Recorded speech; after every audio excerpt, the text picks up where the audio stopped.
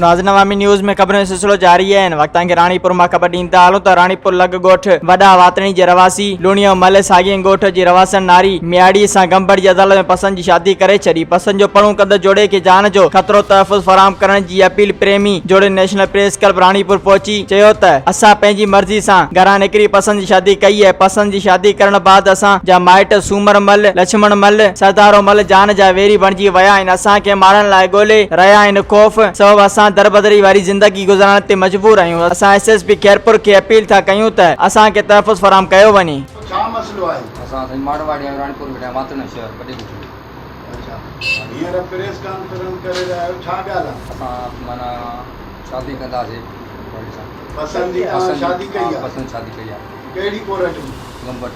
गमबट court. पोइ हाणे अव्हांजो छा चवणु आहे? असांजो चवण इहो आहे त हिन सां माना नाजायज़ न थिए असां सां ग़रीब सां हुकूमत जी तरफ़ां। अदी तव्हां पंहिंजे राज़ ख़ुशीअ सां हिन सां शादी कई? हाणे अव्हांजा के मिट माइट अव्हांजा दुश्मन थिया आहिनि? उहे कहिड़ा आहिनि? राणो ऐं लाडू। राणू ऐं लाडू उहे छा था चवनि था? चइनि खे कपाए ॿिए पासे मुड़ुस ॾियो ज़ोरी।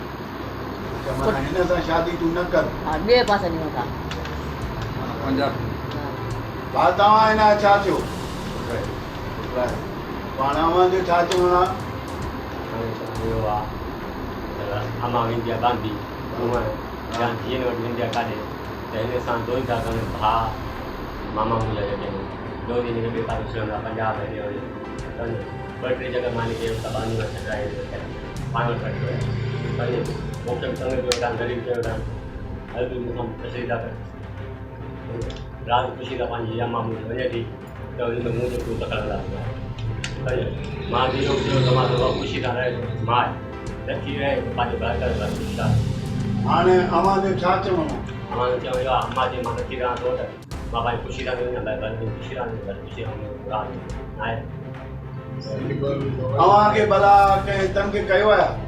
तंग कंदा आहिनि। कहिड़ा आहिनि उहे? राणो ऐं लाडू मामो। राणो ऐं लाडू माना हींअर अव्हां कंहिंखे था अपील कयो? गवर्नमेंट जी अपील माना तव्हांखे तहफ़ुज़ मिले। मज़ीद खबरों और तफसीलात के लिए विजिट करें हमारी वेबसाइट www.awamiNewsHD.com।